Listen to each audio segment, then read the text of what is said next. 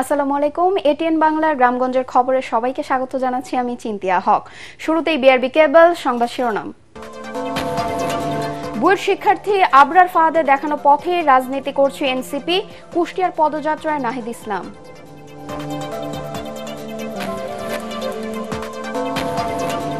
শরীয়তপুরের জাজিরায় পদ্মা সেতু প্রকল্প রক্ষা বাঁধে ভাঙন, বসতবাড়ি ও ব্যবসা প্রতিষ্ঠান সহ অন্তত 10টি স্থাপনা নদী গর্ভে বিলীন, দ্রুত মেরামতের দাবি এলাকাবাসীর।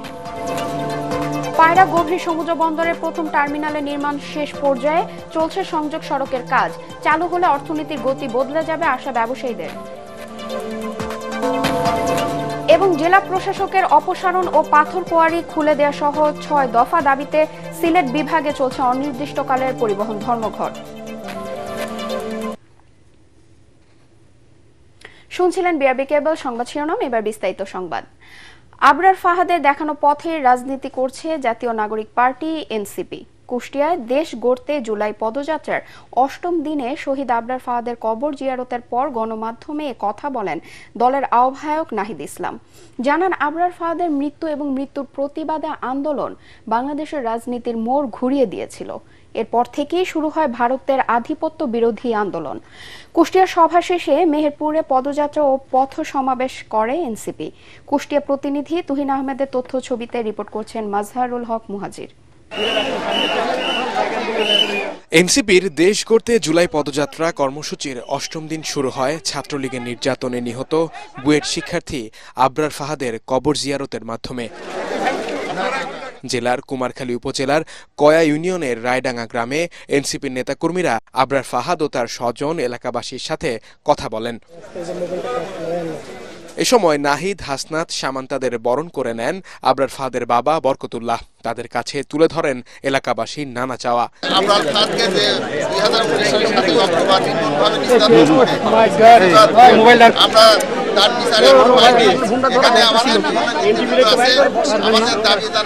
আবরার ফাহাদকে হত্যার প্রতিবাদে গড়ে ওঠা আন্দোলনই ফ্যাসিবাদ বিরোধী আন্দোলনের মাইল ফলক ছিল বলে মনে করেন এনসিপির আহ্বায়ক নাহিদ ইসলাম। গভীর শ্রদ্ধার সাথে স্মরণ করছি, তার রুহের মাগফিরাত কামনা করছি এবং আবরার ফাহাদের যেই পথ আমাদের দেখিয়ে গিয়েছে, বাংলাদেশপন্থী পথ, ভারতীয় আধিপত্যবাদ বিরোধী পথ, আগ্রাসন বিরোধী পথ, সেই পথে আমরা জাতীয় নাগরিক পার্টি রাজনীতি করছে। সেই পথ ধরেই জুলাই গণ অভ্যুত্থান সংগঠিত হয়েছিল। বলেন, ফ্যাসিবাদ বিরোধী আন্দোলনে গত 16 বছরে যতজন গুম, খুন ও নির্যাতনের শিকার হয়েছে তাদের আকাঙ্ক্ষা প্রতিষ্ঠাতেই কাজ করতে চায় এনসিপি। 2019 সালে আবরার ফাহাদের মৃত্যুর প্রতিবাদে বুয়েট, ঢাকা বিশ্ববিদ্যালয় সহ সারা বাংলাদেশে আমরা দিল্লির আধিপত্যবাদ বিরোধী এবং সন্ত্রাস বিরোধী আন্দোলন গড়ে তুলেছিলাম। সেই আন্দোলন আমাদের যে ফ্যাসিবাদ বিরোধী লড়াই, সেই লড়াইয়ের অন্যতম মাইল ফলক ছিলেন। 8ম দিনে কুষ্টিয়ার বিভিন্ন গ্রাম উপজেলায় পদযাত্রা শেষে মেহেরপুরে পদযাত্রা ও পথ সমাবেশ করে এনসিপি। মাজহারুল হক মুহাজির, এটিএন বাংলা। স্ত্রী সন্তানকে নিয়ে সুখের সংসার ছিল রাজমিস্ত্রি নূর আলমের। একটি বুলেট ধ্বংস করে দিয়েছে তার সাজানো জীবন। জুলাই আন্দোলনে তিনি ছিলেন গাজীপুরে, সেখানেই বুলেটের আঘাতে প্রাণ হারান নূর আলম। বিধবা স্ত্রী খাদিজা বেগম সহযোগিতা পেলেও মানবেতর দিন কাটাচ্ছেন নূর আলমের অসুস্থ বাবা। কুড়িগ্রাম প্রতিনিধি MS সাগরের প্রতিবেদন, জানাচ্ছেন ঐশী গোস্বামী প্রমা। জীবিকার তাগিদে গাজীপুরের রাজমিস্ত্রির কাজ করতেন নূর আলম। গত বছরের 20 জুলাই কাজ শেষে বাসায় ফেরার সময় গাজীপুর চৌরাস্তা এলাকায় ছাত্র জনতা ও পুলিশের সংঘর্ষের মাঝে পড়ে গুলিতে মৃত্যু হয় শহীদ নূর আলমের। বাবাকে হারায় শিশু আব্দুল খালেক। শহীদ নূর আলমের বিধবা স্ত্রী খাদিজা বেগম সরকারি, বেসরকারি ও রাজনৈতিকভাবে সহযোগিতা পেয়েছেন। কুড়িগ্রাম কৃষি বিশ্ববিদ্যালয়ে অফিস সহায়কের চাকরির ব্যবস্থাও হয়েছে তার। সহযোগিতা করি আমার মেয়েটার একটা কৃষি বিশ্ববিদ্যালয়ের চাকরি নিয়ে দিছে, সে চাকরি করতেছে। আর ছড়িয়ে স্যার হাসিনাতে বিচার আবার চাই বেড়ার সঙ্গে স্টক হয়েছে। কুড়িগাঁও তো অরিখোনা নিয়ে গেছে, অরিখোনা সামলি বের পায় নাই, পাশে ঢাকা নিয়ে গেছে। উপদেশ ঢাকা নিয়ে যায় অরিখোনা আইতে চেষ্টা করিয়ে আরাম করে দিয়ে ফেরাইছে, তো ফির অদন হল ফির হল এলা তো কাম কাজ করে ফেলে। মানবেতর জীবন কাটাচ্ছেন শহীদ নূর আলমের বাবা আমির হোসেন। আমির আলী পাগলের মতো বেড়াতে বেড়াতে মানে বাড়ি সেন্সারে চলে গেল, স্ট্রোক করে গেল, ঢাকায় নিয়ে গেল, আমার খরচে সরকারি খরচে নিয়ে গেল। নুর আলমের বাবা কি কর্ম আছে বয়স্ক এক যখন কর্ম করি খাবার পায়, নুর আলম থাকলে অবশ্যই কর্ম করি খোয়ালি হয়। মানে রাস্তা কোনো মতে চলি ফিরি খাইতে পারে, কর্মটা যে করবে এটা তো পায় না। জুলাই আন্দোলনে সকল শহীদ পরিবারকে সহায়তার দাবি সচেতন মহলের। Bureau report, ATN Bangla. পুলিশের চাকরিতে পদত্যাগ করার সুযোগ নেই, তবে দফতর চাইলে অন্যত্র সরিয়ে নিতে পারে বলে মন্তব্য করেছেন Khulna metropolitan police commissioner Zulfikar Ali Haider.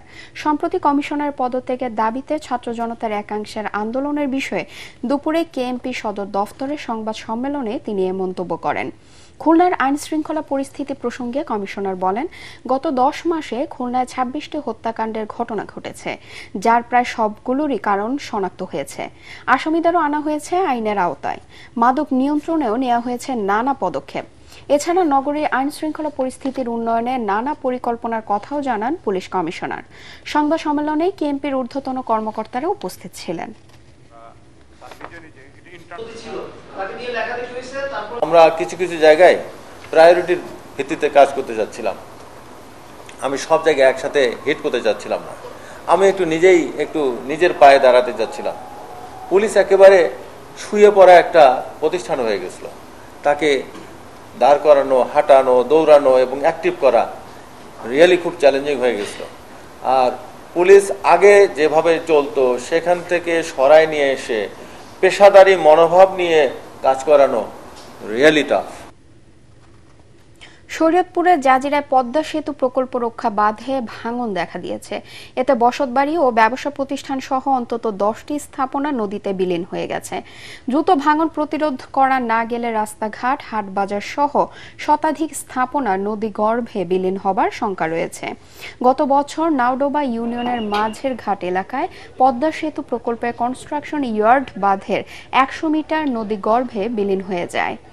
এবছর ওই অংশে বাঁধ মেরামতের কাজ শুরু হলেও গত মাসে আবারও 250 মিটার নদীতে তলিয়ে যায়। সেই অংশ মেরামতের আগেই সোমবার নদী রক্ষা বাঁধে নতুন করে ভাঙন দেখা দিয়েছে। দ্রুত বাঁধ মেরামতের দাবি জানিয়েছেন এলাকাবাসী। দেশি বিদেশি শ্রমিকদের দিন রাত নিরলস কর্মযজ্ঞে শেষ হয়েছে পায়রা গভীর সমুদ্র বন্দরের প্রথম টার্মিনালের নির্মাণ কাজ। দ্রুত গতিতে এগিয়ে চলছে সেতু সহ সংযোগ সড়কের কাজ। জাহাজ হ্যান্ডেলিং সুবিধাদি নির্মাণ কাজ রয়েছে শেষ পর্যায়ে। এর মধ্য দিয়ে দীর্ঘ 1 দশকের অপেক্ষা শেষে আগামী বছরের জুলাইয়ে চালু হবে দেশের তৃতীয় সমুদ্র বন্দর পায়রার পূর্ণাঙ্গ অপারেশনাল কার্যক্রম। বন্দর সংশ্লিষ্টরা বলছেন, আধুনিক উচ্চ ক্ষমতার গভীর সমুদ্র বন্দর হিসেবে এটি দেশের দক্ষিণাঞ্চলের অর্থনীতিতে যোগ করবে নতুন মাত্রা। পটুয়াখালী থেকে জাহিদ রিপনের রিপোর্ট, জানাচ্ছেন জাহিদুল আলম। 2019 সালের জানুয়ারিতে পটুয়াখালীর কলাপাড়ার লালুয়ায় শুরু হয় পায়রা সমুদ্র বন্দরের প্রথম টার্মিনালের নির্মাণ কাজ। প্রায় 6,000 কোটি টাকার এ প্রকল্পের নির্মাণ কাজ সম্পন্নের মেয়াদ ধরা হয় 2023 সালের জুন। 2 দফা সময় বাড়িয়ে সম্পন্ন হয়েছে টার্মিনাল ও ব্যাকআপ ইয়ার্ডের কাজ। আন্ধারমানিক নদের উপর 6 লেন সেতুর কাজ 65 ও সংযোগ সড়কের কাজ সম্পন্ন হয়েছে এখন পর্যন্ত 70%। বন্দরকে দেশের সকল অঞ্চলের সাথে নিবিড়ভাবে যুক্ত করতে ফরিদপুরের ভাঙ্গা থেকে কুয়াকাটা পর্যন্ত মহাসড়ক 6 লেনে উন্নীত করার কাজ শুরু হচ্ছে শিগগিরই। সেতু ও সংযোগ সড়কের কাজ শেষ হলে 2026 সালের জুলাইয়ে চালু হবে বন্দরের নিজস্ব প্রথম টার্মিনালের অপারেশনাল কার্যক্রম। আমি যদি কম্পেয়ার করি বাংলাদেশের মতো 3টা বন্দরের টোটাল যে কি লেন্থ আছে সেটা এই এক পায়রা বন্দরের সেই পরিমাণ, অর্থাৎ যেখানে জাহাজ ফিরতে পারবে জেটি লেন্থ, সেটা বাংলাদেশের অন্য সব বন্দরের বর্তমান ক্যাপাসিটি যদি যোগ করে তাহলে পায়রা বন্দরের সেই ক্যাপাসিটি। নিয়মিত ড্রেজিং এর মাধ্যমে পলিপ্রবণ রাবনাবাদ চ্যানেলের গভীরতা ধরে রাখতে পারলে পায়রা বন্দর হবে দক্ষিণাঞ্চলের অর্থনৈতিক উন্নয়নের গুরুত্বপূর্ণ চালিকা শক্তি। রাস্তাঘাট এবং এগুলা এখনো সম্পূর্ণ হয়নি, এগুলা করার দ্রুত প্রয়োজন। সবচেয়ে বড় চ্যালেঞ্জ হইল সিলেটেশন, যেটা পলি পরে, যেটা এবং এটা অবশ্যই একটা চ্যালেঞ্জ। আমার মনে হয় এতটুকু চ্যালেঞ্জ নিতেই হবে একটা বন্দরের জন্য। এই জেলাটার একটা ভালো অবস্থানে আসবে, এই জেলার মানুষের একটা রুটি-রুজির বা অর্থনৈতিক অবস্থার উন্নয়ন হবে।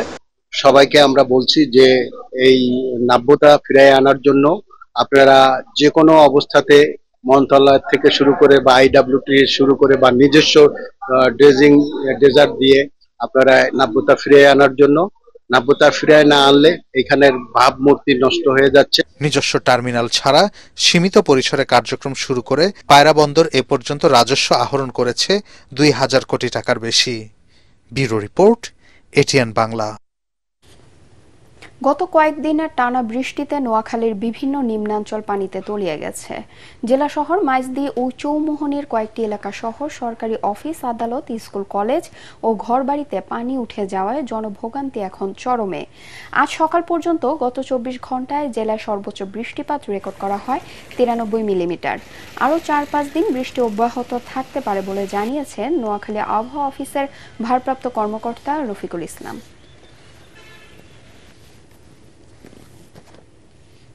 কক্সবাজার সমুদ্র সৈকতে গোসল করতে নেমে চট্টগ্রাম বিশ্ববিদ্যালয়ের এক শিক্ষার্থীর মৃত্যু হয়েছে। এ ঘটনায় নিখোঁজ রয়েছে আরও ২ শিক্ষার্থী। সকালে হিমছড়ি পয়েন্টে এ ঘটনা ঘটে। তারা সবাই চট্টগ্রাম বিশ্ববিদ্যালয়ের ডেভেলপমেন্ট স্টাডিজ বিভাগের শিক্ষার্থী। বিষয়টি নিশ্চিত করেছেন হিমছড়ি পুলিশ ফাঁড়ির ইনচার্জ এসআই শুভনাথ বসু। তিনি জানান, ওই ৩ শিক্ষার্থী সাগরে গোসলে নেমে নিখোঁজ হয়। সেখান থেকে একজনের মরদেহ উদ্ধার হয়, তবে তার পরিচয় পাওয়া যায়নি। রোড ট্রান্সপোর্ট অ্যাক্ট ২০১৮ এর কিছু ধারা বাতিল, জেলা প্রশাসকের অপসারণ ও পাথর কোয়ারি খুলে দেওয়া সহ ৬ দফা দাবিতে সিলেট বিভাগে চলছে অনির্দিষ্টকালের পরিবহন ধর্মঘট। সিলেট জেলা পরিবহন মালিক শ্রমিক ঐক্য পরিষদ এ ধর্মঘটের ডাক দেয়। গত কয়েকদিন থেকে পণ্য পরিবহন ধর্মঘট চললেও সকাল থেকে বন্ধ রয়েছে বাস চলাচল। এতে অচল হয়ে পড়েছে সিলেটের সড়ক যোগাযোগ। দুর্ভোগে পড়েছেন সাধারণ মানুষ। অন্যদিকে ধর্মঘটকে প্রত্যাখ্যান করেছে জেলা CNG, autorickshaw, auto tempo, taxi car মালিক সমিতি। চাকরিতে ১৪তম গ্রেড ও টেকনিক্যাল পদমর্যাদা দেওয়া সহ ৬ দাবিতে দেশের বিভিন্ন স্থানে অবস্থান কর্মসূচি পালন করেছেন স্বাস্থ্য সহকারীরা। কেন্দ্রীয় কর্মসূচির অংশ হিসেবে বগুড়ায় ৩ ঘণ্টা কর্মবিরতি ও অবস্থান কর্মসূচি পালন করে বাংলাদেশ হেলথ অ্যাসিস্ট্যান্ট অ্যাসোসিয়েশন জেলা শাখা। সিভিল সার্জন অফিসের সামনে কর্মসূচি পালন করা হয়। বগুড়া জেলা শাখার সভাপতি মাসুদ রব্বানী ও সাধারণ সম্পাদক খায়রুল ইসলাম সহ অন্যান্যরা কর্মসূচিতে বক্তব্য রাখেন। বগুড়ার ১২টি উপজেলার ২৫০ শতাধিক হেলথ অ্যাসিস্ট্যান্ট এ সময় উপস্থিত ছিলেন। জামালপুরে সকাল ৮টা থেকে বেলা ১১টা পর্যন্ত সিভিল সার্জন কার্যালয়ের সামনে অবস্থান কর্মসূচি পালন করেন স্বাস্থ্য সহকারীরা। জেলার ৭ উপজেলার শতাধিক স্বাস্থ্য সহকারী কর্মসূচিতে অংশ নেন। আগামী ১ সেপ্টেম্বরের মধ্যে দাবি আদায় না হলে আরও বড় আন্দোলনের হুঁশিয়ারি দেন তারা। কর্মসূচি চলাকালে Bangladesh health assistant association Jamalpur জেলা শাখার সভাপতি শহীদুর রহমান ও সদর উপজেলা সভাপতি আব্দুল নূর বক্তব্য রাখেন। ঝিনাইদহে ঘণ্টাব্যাপী অবস্থান কর্মসূচিতে বিভিন্ন দাবি সম্বলিত ব্যানার, লিফলেট নিয়ে জেলা ও উপজেলার স্বাস্থ্য সহকারীরা অংশ নেন। দাবি বাস্তবায়ন না করা হলে পরবর্তীতে আরও কঠোর কর্মসূচির হুঁশিয়ারি দেন তারা।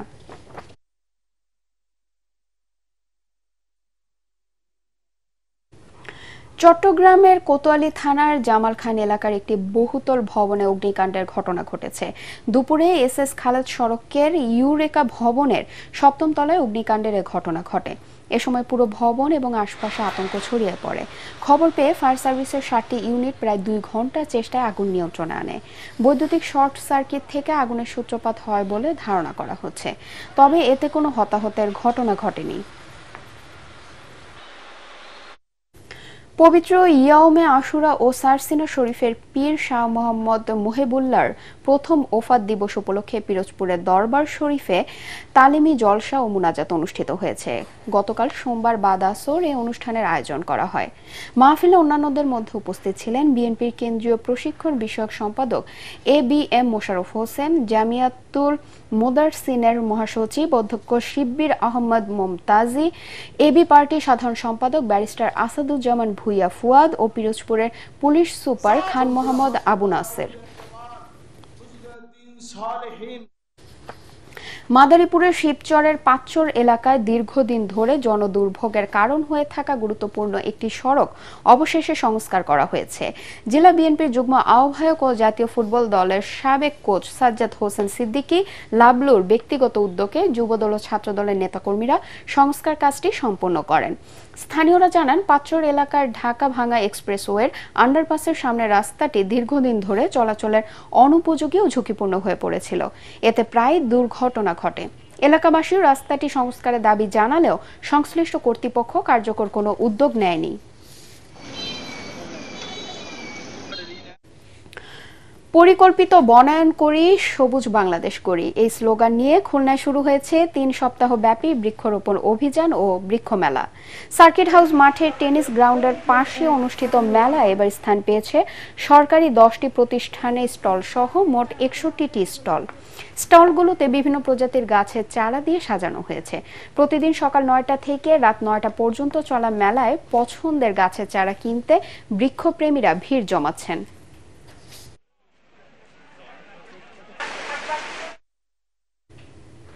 পরবর্তী সংবাদ দেখার আমন্ত্রণ জানিয়ে এখনকার মতো শেষ করছি। এটিএন বাংলা সংবাদ ইউটিউবে দেখতে ব্রাউজ করুন, youtube/ATN বাংলা নিউজ। ধন্যবাদ সবাইকে।